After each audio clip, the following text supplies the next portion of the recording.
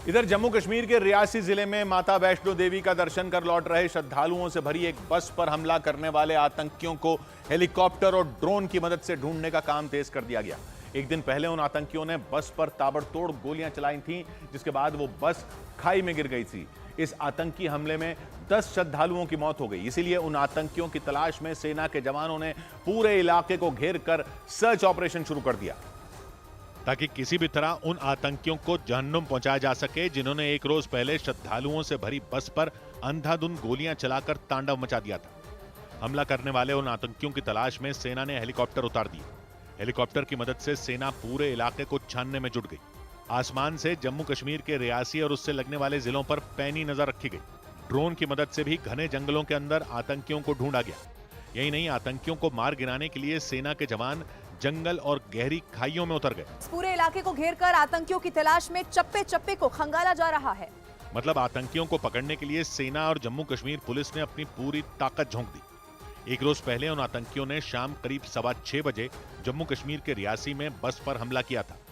उन आतंकियों ने यह हमला उस वक्त किया था जब वो बस करीब 50 लोगों को लेकर शिवखोड़ी से कटरा लौट रही थी।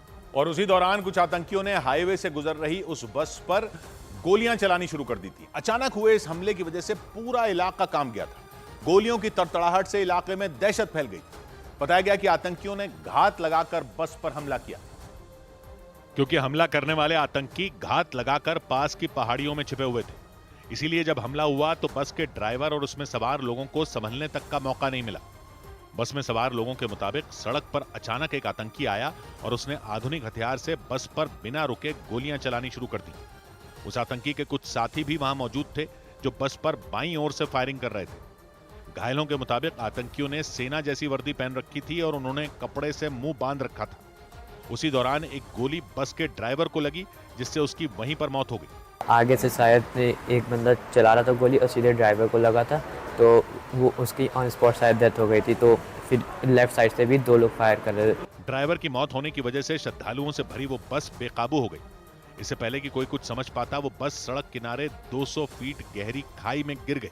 घायलों के मुताबिक बस के खाई में गिरने के बाद भी आतंकी उस पर काफी देर तक गोलियां चलाते रहे ताकि ज्यादा से ज्यादा लोगों की मौत हो सके।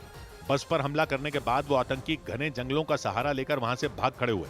लेकिन इस आतंकी घटना के बाद वहां कोहराम मच गया था। थोड़ी ही देर में आसपास के लोगों ने खाई से लोगों को निकालने के लिए बचाव अभियान शुरू कर दिया था। इस आतंकी हमले से पहले का एक वीडियो भी सामने आया, जिससे कटरा जा रही वो बस एक सड़क से गुजरती दिखाई दी। लेकिन उस बस में सवार लोगों को इस बात का जरा भी अंदाजा नहीं था कि अगले मोड़ पर आतंकी घात लगाकर उन पर गोलियों की बारिश करने का इंतजार कर रहे हैं। आतंकी हमले से पहले का जो वीडियो सामने आया, उसमें वो बस श्रद्धालुओं को लेकर सड़क से जाती नजर आई। सफेद रंग की वो बस एक मोड़ से गुजरती दिखाई दी, लेकिन जैसे ही वो बस वहां से अगले मोड़ पर पहुंची, आतंकियों ने बस पर फायरिंग शुरू कर दी। और सूत्रों ने दावा किया कि आतंकियों को इस बात की पहले से ही जानकारी थी कि श्रद्धालुओं से भरी हुई बस वहां से गुजरने वाली है, और इसीलिए आतंकी छिपकर उस बस के आने का इंतजार कर रहे थे। सूत्र ये भी बताते हैं कि आतंकियों ने इस बस को इसलिए निशाना बनाया क्योंकि उसमें बैठे श्रद्धालु जम्मू कश्मीर के बाहर के रहने वाले थे। जानकारी के मुताबिक जिस बस पर हमला हुआ उसमें करीब 50 लोग सवार थे। सबसे ज्यादा लोग उत्तर प्रदेश के थे। उनके अलावा कुछ श्रद्धालु जयपुर और दिल्ली के भी बताए गए। और बस के खाई में गिरने की वजह से वहां चीख पुकार मच गई थी, क्योंकि उस बस में 50 से ज्यादा लोग सवार थे। कुछ लोगों की मौत आतंकियों की गोली से हुई, तो कुछ लोग बस के खाई में गिरने से मारे गए थे। बाद में इस आतंकी हमले की जिम्मेदारी लश्कर के आतंकी संगठन TRF यानी द रेजिस्टेंस फ्रंट ने ली।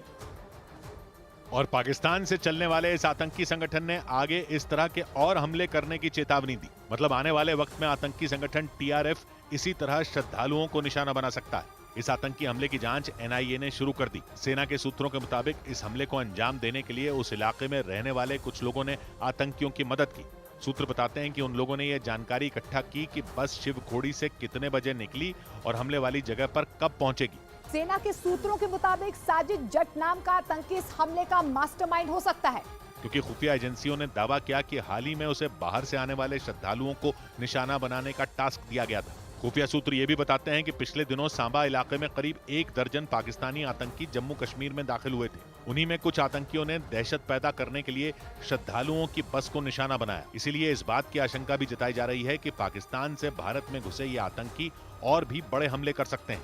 इसीलिए सेना और जम्मू कश्मीर पुलिस के जवानों ने पाकिस्तान से भारत में दाखिल हुए उन आतंकियों की तलाश में एड़ी चोटी का जोर लगा दिया। आतंकी हमले के एक दिन बाद घायल लोगों से मिलने के लिए केंद्र शासित प्रदेश जम्मू कश्मीर के उपराज्यपाल मनोज सिन्हा अस्पताल पहुंच गए और घायलों को अच्छे इलाज से लेकर हर संभव मदद का भरोसा दिया। उपराज्यपाल मनोज सिन्हा जम्मू के अस्पताल में भर्ती हर एक घायल के पास पहुंचे और उनसे उनका हाल जाना। बाद में उन्होंने मीडिया से बातचीत की और आतंकियों को किसी भी कीमत पर नहीं छोड़ने का भरोसा दिया। जो लोग भी इसके लिए जिम्मेदार हैं उनको निश्चित रूप से दंड मिले, इसका प्रयास हो रहा है। उपराज्यपाल मनोज सिन्हा ने आतंकी हमले में मरने वाले लोगों के घर वालों को 10 लाख रुपए का मुआवजा देने का ऐलान किया। वहीं घायलों को 50-50 हजार रुपए देने की घोषणा की गई। उन्होंने ये भी जानकारी दी कि हमला करने वाले आतंकियों की तलाश में पूरे इलाके में सर्च ऑपरेशन चलाया गया। उन्हें ढूंढ निकालने के लिए सुरक्षा बल ने 5 टीमें बना दी ताकि किसी भी तरह उन आतंकियों को ठिकाने लगाया जा सके।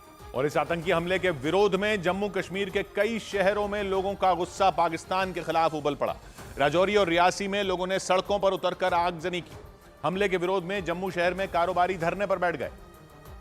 लेकिन राजौरी में विश्व हिंदू परिषद और हिंदुवादी संगठन बजरंग दल के कार्यकर्ताओं ने सड़क पर आगजनी शुरू कर दी। आतंकी हमले का विरोध जताने के लिए इन संगठन के लोगों ने सड़क पर टायर रखकर उनमें आग लगा दी। बाद में ये लोग पाकिस्तान का पुतला जलाते भी नजर आए। एक आदमी तो पाकिस्तान के पुतले को पैरों से मारता भी दिखाई दिया।